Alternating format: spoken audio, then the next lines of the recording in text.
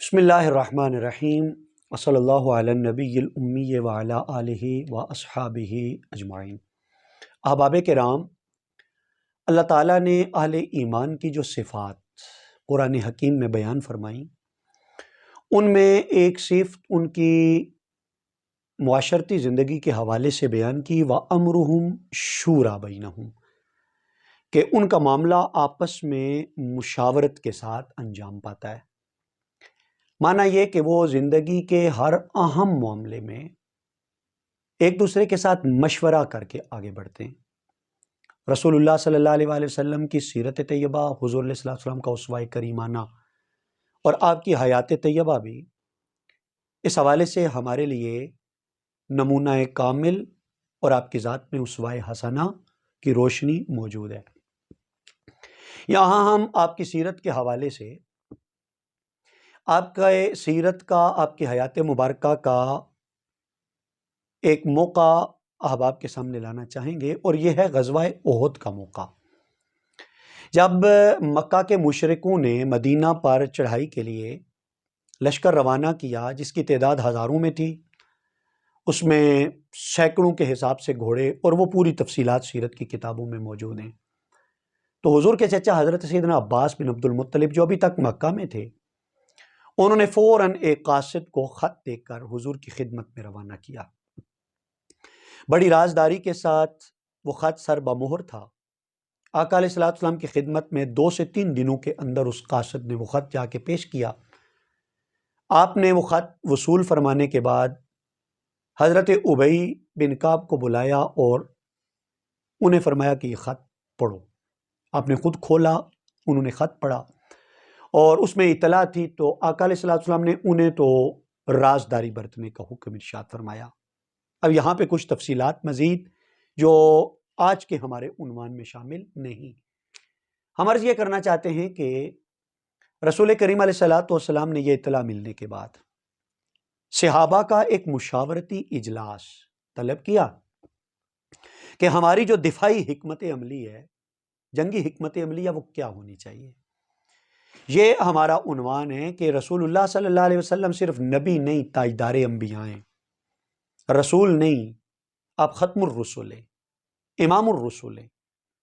انبیاء کرام کے فیصلے اللہ کی وحی کی روشنی رکھتے ہیں،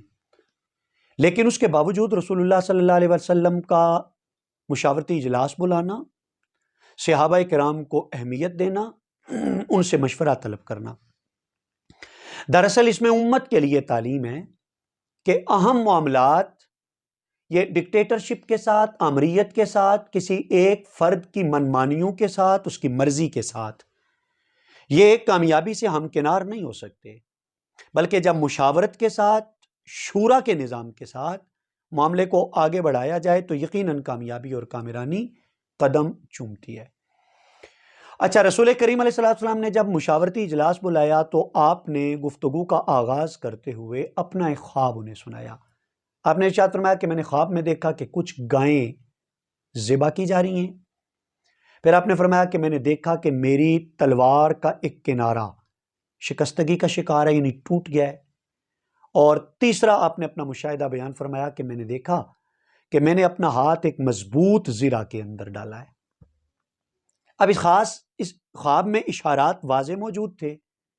آقا علیہ السلام نے وضاحت بھی فرما دی کہ گائیں ذبح ہونے کا مطلب یہ کہ مجھے بتایا گیا کہ اس جنگ میں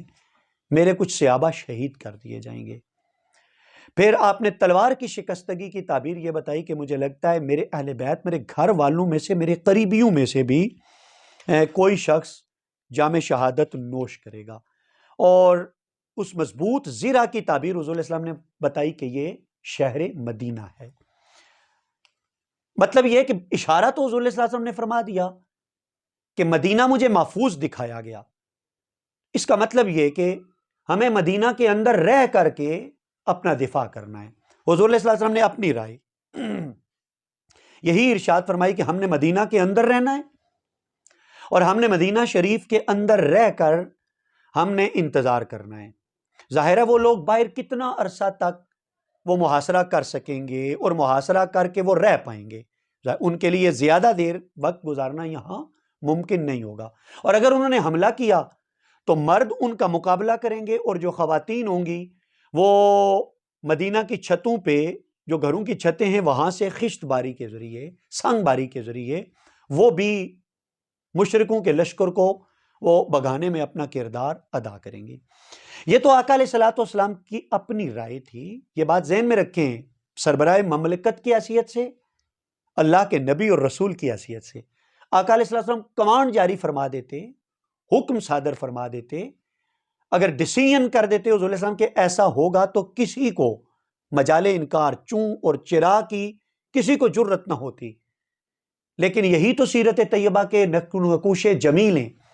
جن سے روشنی ہم نے حاصل کرنی ہے کہ آقا علیہ السلام نے اپنی رائے کو رائے کے طور پر پیش فرمایا اور پھر صحابہ کرام کو ایک آزادانہ ماحول فراہم کیا کہ وہ اپنی رائے کا آزادانہ حریت کے ساتھ وہ اظہار کر سکیں۔ پھر نتیجہ یہ نکلا کہ کچھ لوگوں نے تو آقا علیہ السلام کی رائے سے ہی اتفاق کیا، لیکن کچھ نوجوان ایموشنل تھے، جذباتی تھے،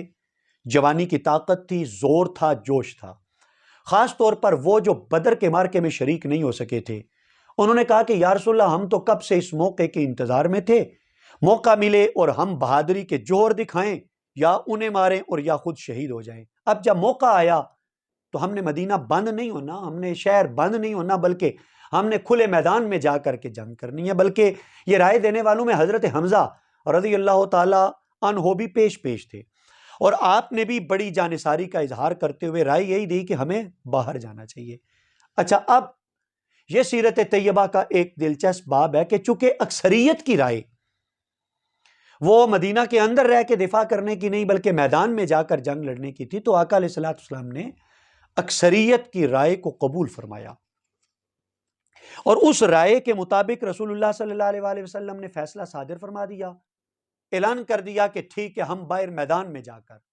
ان کا مقابلہ کریں گے، ان کا سامنا کریں گے۔ دور دراز سے اوالی مدینہ سے بھی جب لوگ اکٹھے ہو گئے، لشکر اکٹھے ہو گئے، نماز عصر حضور علیہ السلام نے پڑھائی، پڑھانے کے بعد آقا علیہ السلام اپنے کاشانہ نور میں تشریف لے گئے۔ حضرت ابوبکر صدیق اور حضرت عمر فاروق رضی اللہ تعالی عنہما دونوں حضور کے ہمراہ اندر گئے، اور آقا علیہ السلام نے جنگی لباس پہنا۔ انہوں نے، دونوں حضرات نے وہ لباس پہننے میں رسول اللہ صلی اللہ علیہ وسلم کی معاونت کی۔ کہا گیا کہ حضور علیہ السلام نے زیریں پہنی، سر پہ آئینی ٹوپی رکھی، تلوار حمائل کی حضور علیہ السلام نے، اور جنگی لباس پہن کر آپ باہر تشریف لائے۔ یہاں سے ایک اور اگلا دلچسپ مرحلہ، فیصلہ کرنے میں مشاورت کی روشنی میں فیصلہ، لیکن یہاں سے لیڈرشپ کی ایک اور زبردست خوبی وہ یہ سیکھی جا سکتی ہے کہ جب فیصلہ کر لیا جائے تو پھر اس فیصلے کے معاملے میں کمزوری نہیں دکھانی، پھر اس پہ ڈٹ جاننا ہے، جم جاننا ہے۔ اذا عزمت فتوکل علی اللہ ان اللہ یحب المتوکلین۔ جب فیصلہ کر لیا جائے تو پھر بھروسہ اللہ کی ذات پر۔ ہوا یہ کہ آقا علیہ السلام جب جنگی لباس پہن کر زیب تن فرما کے باہر تشریف لائے، صحابہ نے حضور کو جنگی لباس میں دیکھا، تو بعض سینئر صحابہ نے، وہ جو جذباتی نوجوان تھے، انہیں آپ کہہ سکتے ہیں سرزنش کی یا احساس دلایا کہ آقا علیہ السلام کی جو رائے تھی، ظاہر ہے وہ رائے بالکل درست تھی، صائب تھی کہ ہمیں مدینہ کے اندر رہ کر مقابلہ کرنا ہے۔ یہ تو تم لوگوں کی رائے، چونکہ تم زیادہ تھے تو حضور علیہ السلام نے اس رائے کو قبول کیا، حالانکہ تمہیں ایسا نہیں کرنا چاہیے تھا، اس طرح کا جوش نہیں دکھانا چاہیے تھا۔ اب ان لوگوں کو بھی احساس ہوا، اور ان سب نے بیک زبان ہو کر حضور کی بارگاہ میں عرض کی کہ یا رسول اللہ صلی اللہ علیہ وسلم، ہم آپ کے تابع ہیں، ہم آپ کے پیچھے ہیں، ہم آپ کے حکم کے پابند ہیں۔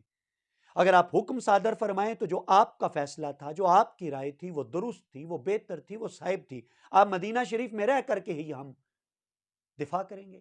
لیکن آقا حضور علیہ السلام نے ارشاد فرمایا کہ کسی نبی کے یہ شایان شان نہیں کہ جب وہ جنگی لباس پہن لے تو پھر اسے وہ اتار دے۔ مطلب یہ کہ اس طرح وہ لوگ کمزوری کا تاثر نہ لیں، ویکنس کا تاثر نہ لیں۔ یہاں سے وہ لیڈرشپ کی زبردست خوبی کہ جب فیصلہ کر لیا جائے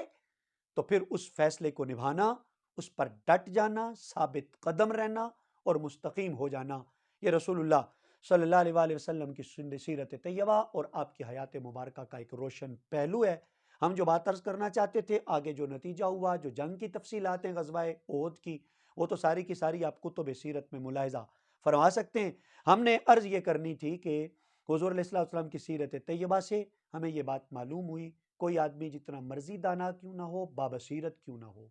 وہ فکر کے اعتبار سے جتنا مرضی زیرک کیوں نہ ہو، اللہ تعالیٰ نے اسے دانش و خرد کی دولت کیوں نہ عطا فرمائی ہو، اس کے باوجود حضور کی سیرت رہنمائی کرتی ہے کہ اسے مشاورت کے ساتھ آگے بڑھنا چاہیے، اپنے ارد گرد صاحب الرائے لوگوں کو بٹھانا چاہیے، صاحب الرائے لوگوں سے رائے لے کر ان کے رائے کا احترام کرنا چاہیے۔ یہی رسول اللہ صلی اللہ علیہ وسلم کی سیرت طیبہ کا سکھایا ہوا اصول ہے۔ اللہ تعالی ہمیں حضور کی سیرت کے سائے میں زندگی بسر کرنے کی توفیق عطا فرمائے۔